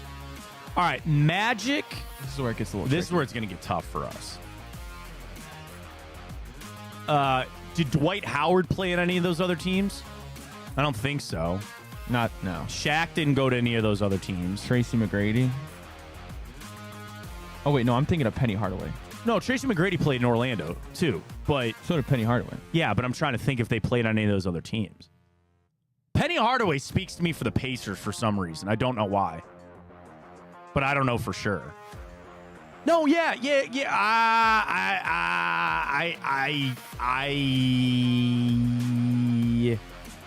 I like the Penny Hardaway option. No, Magic, Suns, Knicks, and Heat. No, Hedo Turkoglu.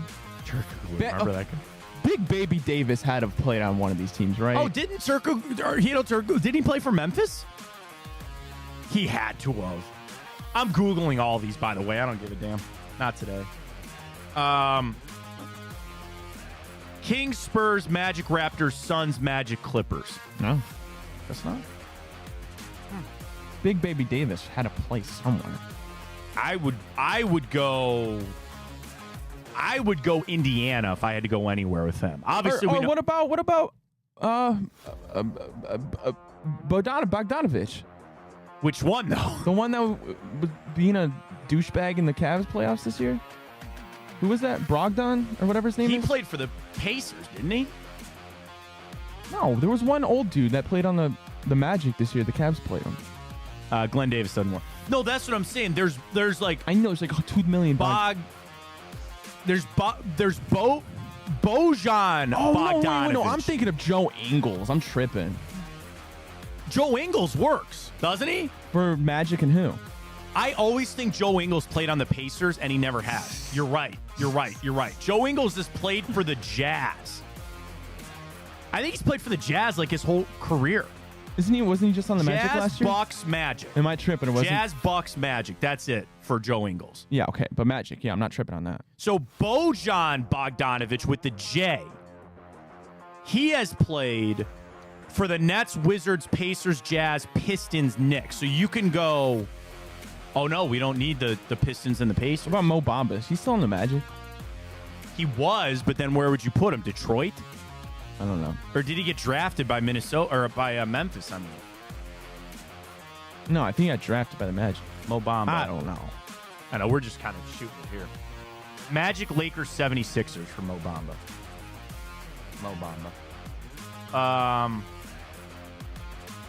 We might be chalked.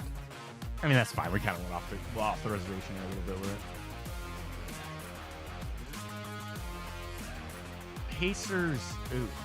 Well, you don't even have the Pacers 5,000 assists. You want to just rip Reggie Miller there?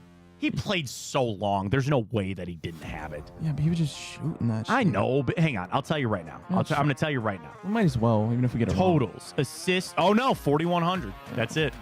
That's it. I know there's probably a legendary player that we're missing or something like that. I'm sure there is. Yeah. Don't even know. What a pathetic effort. That's fine. Pacers all-time assist leaders. Wait a minute.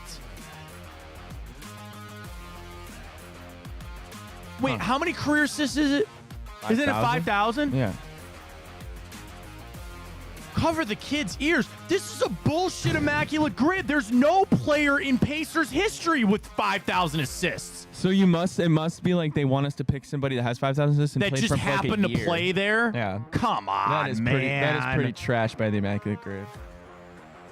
Reggie Miller is the all-time leader in assists at 4,100. I mean, I guess, yeah, it doesn't have to be all-time. Go Mark Jackson. Because he played there for a good while, and he finished with, 12, he finished with... He was 94%. Oh, wait a minute. Oh, did that work? Yeah. Oh, yeah, assists. He has 10,000 career assists. Okay, so that works. I want to get one. I want to get one. What about no? What about recent stuff?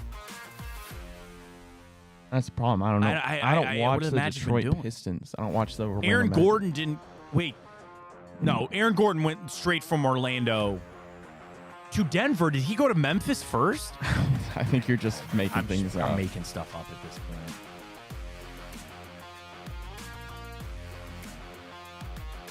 Yeah, straight from the Magic to the Nuggets. I don't know. Chalk it. Go down and see what the most popular ones were. Grant Hill, Vince Carter. Oh, I literally said Victor Oladipo.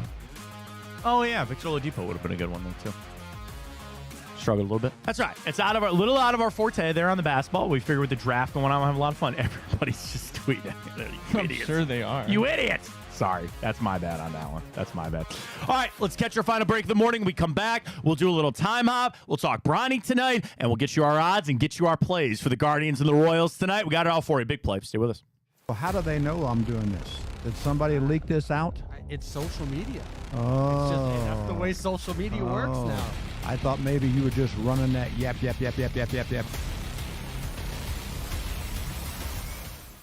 Welcome to Big Play, a sports media team that started back in 2014, and now we're not in a garage. Look at us, incorporating some of Cleveland's favorite sports personalities, bringing you fun and compelling content from downtown Cleveland. Coming to you live from the shores of Lake Erie and Burke Lakefront Airport, join Team Big Play for all the best sports talk in Ohio. Check us out on social media at Big Play, bringing you fun and compelling content from downtown Cleveland. Anthony Schlegel, just how physical he was. You saw the girth and the power and everything he was bringing to the table, especially when he was a nice beefy 255 playing middle linebacker. We were called soft last year. You don't want to be soft, especially when you come to the playoffs. So that's going to be a process throughout this season of establishing us as a harder team here in the How does an Ohioan build the perfect parlay? Who's got something? Big guys looking for long odds. The kids in Columbus are covering better than anyone, and at even odds. If it's even, I'm leaving. Listen, our championship DVD starts today, all right? Dude, I just got an invite to a Cincy playoff watch party. Shut up. Cincy, State, Cleveland, the perfect parlay. I'm a genius. For the best odds on Ohio sports, bet with your cojones. It is Spanish, dummy. Bet with Typical Sportsbook. I don't buy into this nonsense, this conspiracy nonsense that he's got his money and he's dogging it. That's ridiculous.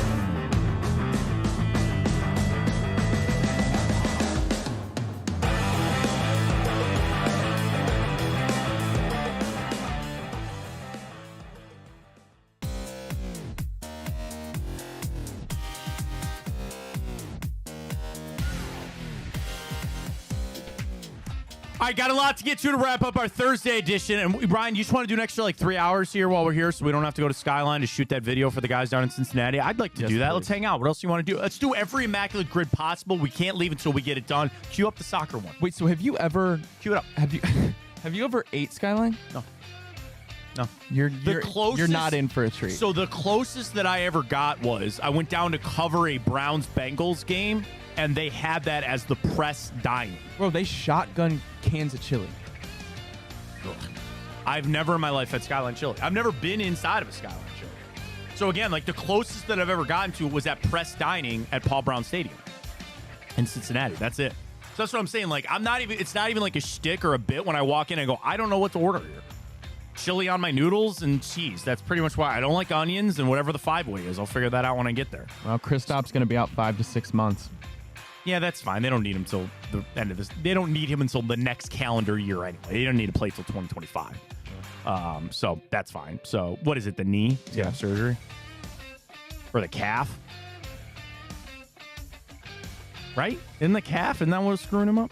Dude, I don't even know what this means. Medical terms. Yeah, that weird freaky dicky thing in his torn retinaculum. Yeah, remember we were making fun of it. That's the thing in his tibialis tendon. That's the thing in his calf or whatever it is. All right, man. Good luck on the surgery. We'll see how it goes. All right, let's jump into timeout. We'll tell you what happened this day in history, including going just 1 year ago today, a report that the Browns would not be pursuing DeAndre Hopkins. This comes off that Deshaun Watson was pushing for him. He was available. All those things were the report the Browns were not going to be going after D-Hop. I was fine with that. I wasn't really like, had to have him. I thought he was like a bonus more than anything. But especially when some of the money got... somebody just said a name that I've never heard of for the Pacers and the Magic. I don't know who that is. Who? Goga Bitadze? No idea. Gogabitadze. That's not a real person. That's what I said. Sorry, I don't mean to derail time hop here. I just got this text. Goga. He's a Georgian basketball center who currently plays for the Orlando Magic. He's only 25 years old. Well done. I wish who knows that? Somebody who covers the NBA. Oh, okay. Yeah. I wish I would have read the text earlier. I didn't. We would have put that in. That would the rarity score have been nothing? I don't know. But back to D-Hop. The money that he's asking for, like, if he was here, you would probably not have Jerry Jeudy. Because the money you would have had to allocate to Jerry Jeudy, you would have given to DeAndre Hopkins, maybe on a multi-year deal. It's always a means to an end. Just because you sign a guy, it could, prevent you from getting guys in the future. I didn't think DeAndre Hopkins had anything left. I don't know. Also 1 year ago today, two people that are in town and we see a lot of pictures of. David Cornsweat and Rachel Brosnahan were announced as Superman and Lois Lane 1 year ago today. Who's Lois? I think her name is Rachel Brosnahan. Brosnahan? I don't know. She's Lois Lane. All the pictures are out. I get into it with buddies about the suit looks okay. The S is on the back as a nod to Christopher Reeve. I think it's just cool they're downtown. There's a bunch of people that are obviously working downtown. They send videos of them walking down the street, shooting all that. They took over Muni Lot. It's going to be I can't wait for the movie to come out just so I can see all the shots that were done in Cleveland. I still need to go back. You got to go watch Avengers. You've got to go watch Avengers. Actually, I will do you one better. I will tell you the only 10 minutes of the movie you need to see. Yeah. That's got battle. It's like when they're the big battle. The first one is Loki. The first one is Loki stealing something, and he comes out of the Renaissance, and he's in public square. And then the final battle scene, there's Cleveland all over. So I tell you to watch the whole movie. It's a good watch. Go back to draft day and hear your voice. I haven't done that yet. I'm not in draft. I mean Hard Knocks. Hard Knocks. I'll tell you the episode I was in Hard Knocks. They did a voiceover for me. I'm not getting excited for the Browns game. So I'll find it. It's somewhere. Yeah. But I thought it was pretty cool. I made it into Hard Knocks. So yeah, it is what it is. This day, 2022, a report that Kyrie Irving was trying to join the Lakers and LeBron was very open to the idea. That whole, them still courting one another, like, it's like you're still checking up on your ex while you're married. It's kind of creepy. Like, just let it go. They're not going to play alongside one another again. The Kyrie LeBron thing wasn't going to work in Cleveland anymore. I'm sure they would have done things differently. Maybe they wish different things would have happened. I don't know. It's over. Move on. Right? Yeah. Right? I'd say so. At this point, like, I always say Kyrie was the perfect complement to LeBron. LeBron, while not even knowing that prior in his career and ever since, that's what he's chasing. Kyrie Irving, alongside LeBron, was perfection. And if they still want to try to chase that at age 40 I'm going to say now, but obviously this was 2 years ago when they were still trying to do it. That's all they were trying to do, to say we had perfection, we tried to chase it, we couldn't attain it, and now it'll never happen again. And if you want to put it down as one of the biggest what-ifs of sport, they still won a championship. They won a championship together. And I think LeBron would like Kyrie to come back. Maybe they made mistakes. I don't know. Nothing to do with it. Not to derail you, but Outback's giving out free bloomin' onions. Hell yeah! Today and tomorrow when you purchase an adult entree. In store? Or online. Oh, you get takeout? Yeah. Tomorrow too? Today and tomorrow. Text my wife right now. If you're in the restaurant, just mention National Onion Day, or if you when you dine in, or use code BLOOM when you order online. Free bloomin' onions.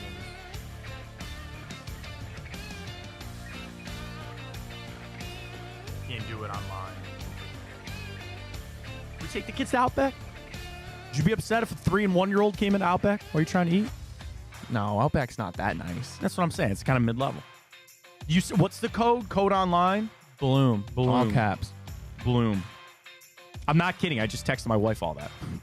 I love me a bloomin' onion, man. Here's the thing. I hate onions, but I like cooked onions. I will do onion rings. I will do bloomin' onions. Yeah. And even sauteed onions are fine. That might be the goat appetizer. Raw onions are disgusting. No, they're not. Raw, red, white, Vidalia. Grow up.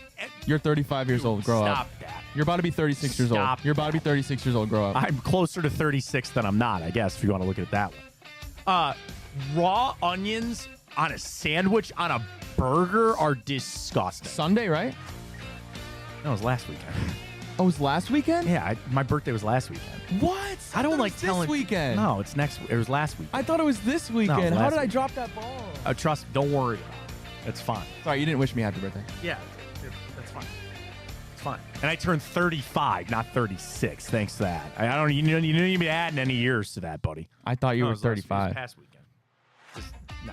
Yeah, I'm. I don't do that, man. I gotta appreciate people wish me happy birthday on Facebook and all that kind of stuff. I don't. I'm all good, man. I got a fire pit and a pair of golf shorts.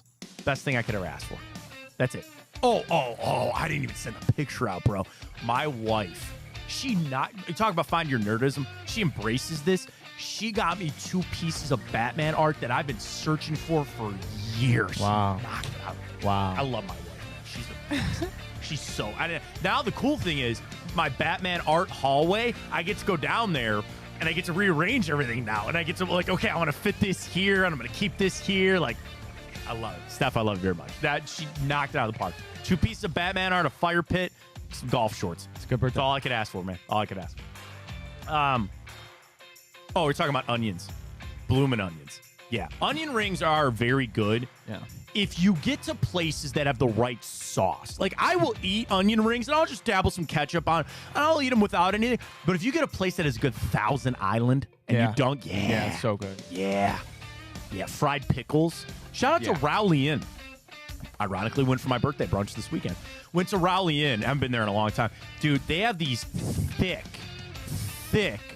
beer-battered fried pickles with a little kick to them. Oh, so good. Calamari. I'll eat that all day as an appetizer. That's good. Loaded nachos, great. A famous debate, and if somebody's still watching, you know the debate. Are wings an appetizer or an entree? I say they're an entree.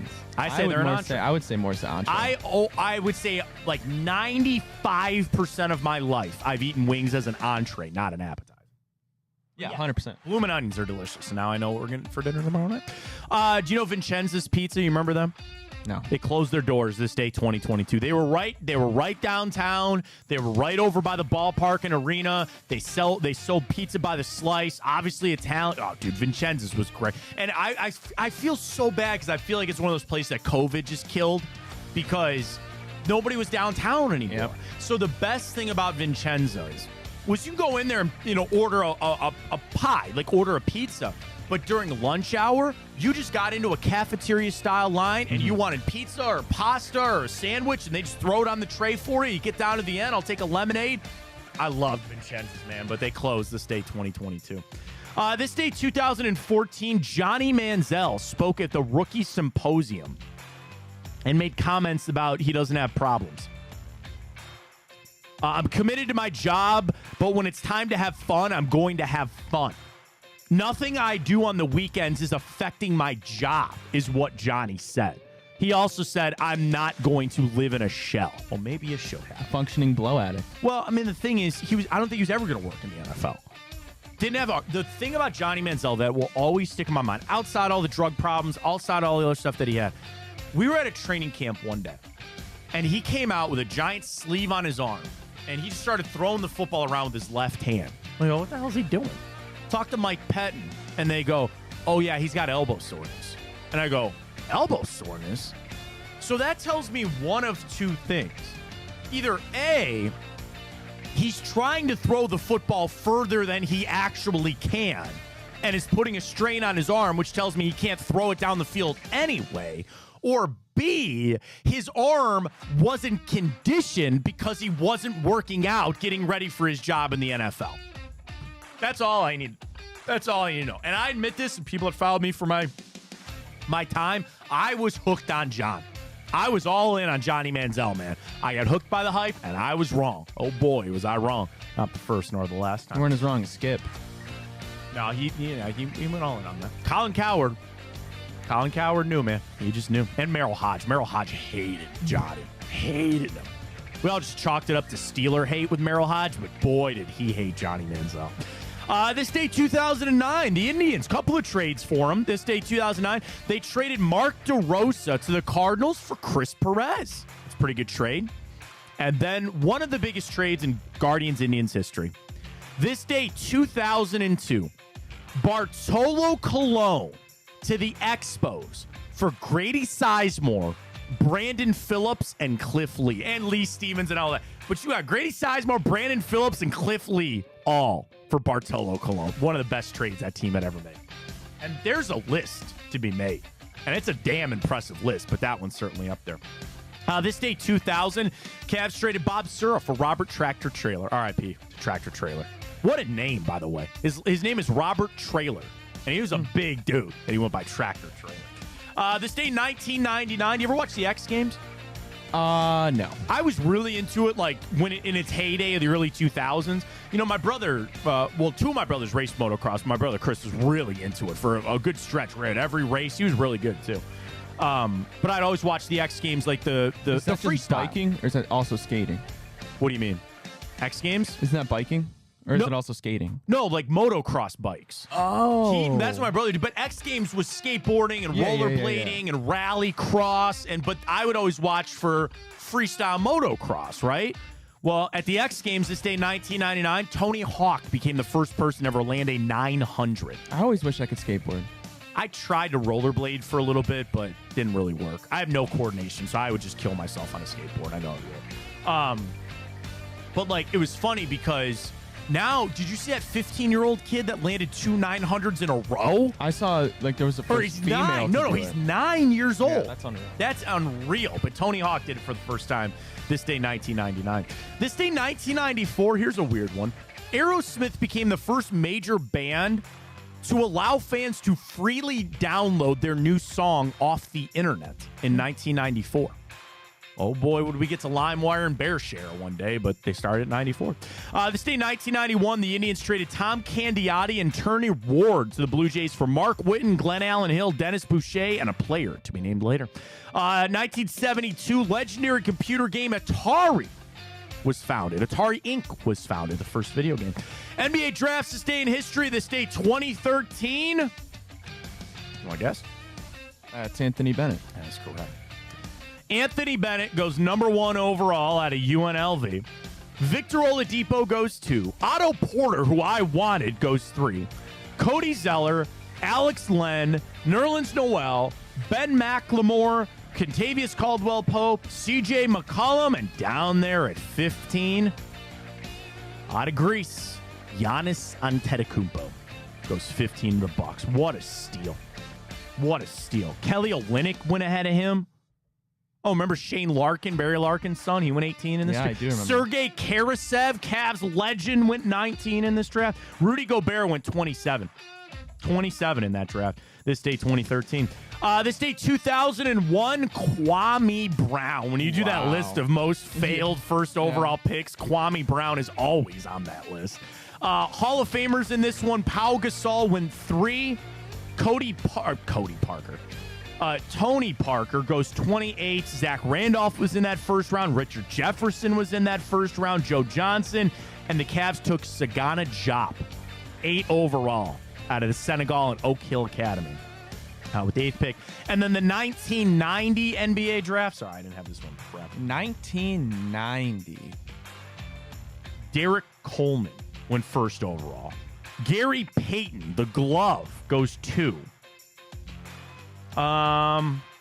He's the only Hall of Famer. Tony Kukoc went 29. That's it. That's it from the 1990 draft. There we go. All right, birthdays. Brad Childress, former Browns offensive coordinator and Vikings head coach. Bobby Wagner, linebacker. Jim Edmonds, J.J. Abrams, Jack Lemmon, Khloe Kardashian, and Tobey Maguire, all celebrating birthdays today. All right, I'm not going to lie. I had a couple off-the-beaten-path movies that I didn't know if I was going to bring up to you. My question is, do you want them? Yes. Okay.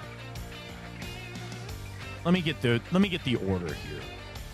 All right, I'm going to go out a little out of order here, but follow me on this, okay? It was a movie that came out this day in 1986. This movie starred an extremely popular entertainer, but I would not call this person an actor. So obviously, probably a musician, and one of the most famous musicians in my opinion in history. The movie stars, do you want the actress in it too? Sure. Jennifer Connelly as a 16-year-old girl and aforementioned star as Jareth, the Goblin King. And in this mystical world, Sarah embarks on a quest to reach the center of an enormous, unworldly maze to rescue her half-infant brother, Toby, whom she wished away to Jareth. This world, she's got to go into the maze and go fight it. When I think of maze, I think of the labyrinth. Correct. Let's go. Well done. Let's go. I don't know if you'd get that Dude, one. that's mythology. Oh. The Minotaur. Do you know? Well, I know the Minotaur. That's a great episode of the Batman animated series, by the way. If you're so smart, why aren't you rich? Introduction of the Riddler, by the way. Do you know who starred in Labyrinth? 86? Yeah. I was gonna I don't know. When did Elvis die? It was not Elvis. He died in the 70s. Okay. No, I don't know. David Bowie. Oh. David Bowie played Jareth, the King of Goblins. Jim Henson, who did the Muppets and all that, he directed this movie. So I didn't know. I had that on my list. I was kind of questioning if that would make sense for you or not. And then I'll just bring this one up because we always do James Bond ones. Live and Let Die came out this day, 1970. It's a good song. Live and Let Die is a great song. Great song. And was that not the Beatles? Yes. So that's one of their very few songs. That's not bad. Live and Let Die. Yeah, good thing. All right, the one that I was going to get you on was a film that came out this day, 1990. This is a sport movie, but it's a bit of a niche sport. And of this particular sport, I can count on maybe one hand the amount of movies made about this sport. Okay, so we start there. I don't think this would help you, but it's my little factoid. That the group, that the individuals involved in this sport were actually very angry when this movie got made because it was a poor depiction of the actual sport. People got this idea that it was all about wrecks. Might help you there a little bit. Wrecks. Running into guys and doing all that kind of stuff. Is it a roller derby movie? No. Well, not a hockey. Is it a hockey movie? No, not hockey. No. Rugby?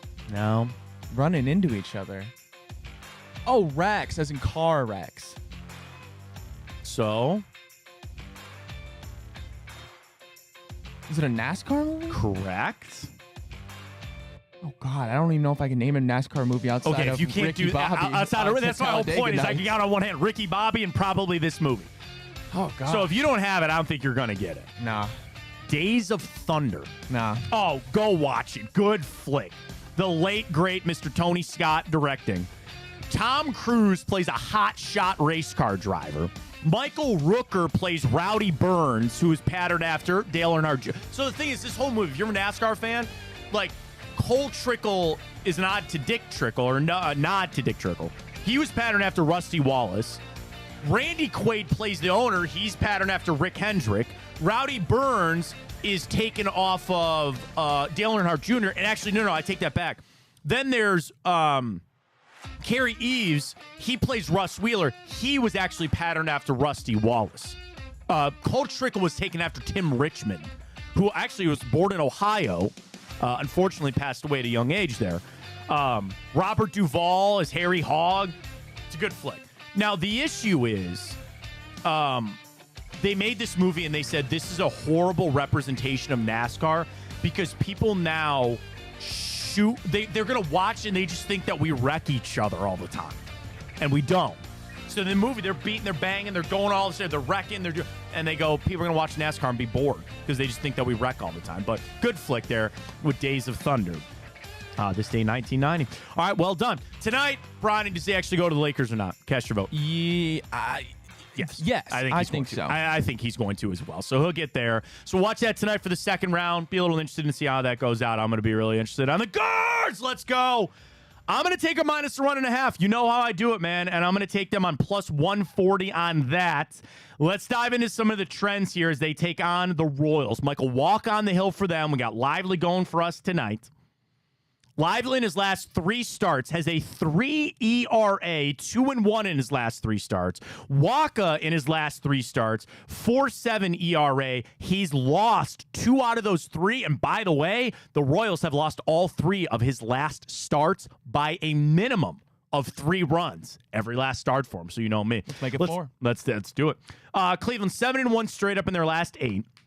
But they don't play well against Kansas City. Cleveland's 1-4 straight up in their last 5 against Kansas City and 1-4 straight up in their last 5 games out there at Kauffman Stadium. The under has hit 6 out of the Guardians' last 8 games on the road and 5 out of their last 7 against an AL Central opponent. For the Kansas City Royals, the under has hit 5 out of their last 5 games. So maybe the under is play. They're only 5-12 straight up in their last 17 games. The under has hit 4 out of their last 5 games at home. So I guess maybe the under might be the play, especially with Lively on the hill. Over under. I don't know if you have it, but you know 9. the stat I want. 9. Oh, I don't have the day. Well, I can find you one here real quick. No, I don't have a day one for you. Ryan usually likes when they play on a Thursday. I've got nothing. I've got nothing for you on that. So I'm going to ride the guards tonight, minus 1.5. Maybe take the under on that. The play seems to be the one right there. Great stuff. We got the Cincinnati guys tonight. Maybe we'll get them their video and eat a Skyline show. I forgot about that. They're on tonight, so I don't know if we'll get it to them in time. Tell them that we're going to shoot it today. I don't want them to think that we're wasting time here. Well, here's what we'll do is, for the meantime, we can go do this Skyline thing. Yeah. And I can easily make it a good looking video and just send it I'll to them. Send it to them, and then I'll do the commercial. Okay. I'll just voice over separate. it. Just send them the ones so they get their pound of flesh tonight. While I eat a pound. I'm not eating a pound. I'll have a couple of bites of Skyline. So follow. Maybe you'll see the video on our Twitter at Matt Fontana Show. Always appreciate your support. Thank you very much for tuning in today. Follow at Matt Fontana Show, Twitter X. You can also subscribe to our YouTube channel, Matt Fontana Show, Twitch. You can do it there, and also Instagram. Back tomorrow for a Friday edition. I hope I make it. If you call off sick tomorrow, you know why. Yeah, seriously. Because we had to go eat Skyline. But I hope to be here tomorrow. We'll talk to you then. For Ryan Tyler, I'm Matt Fontana as always. Take it easy.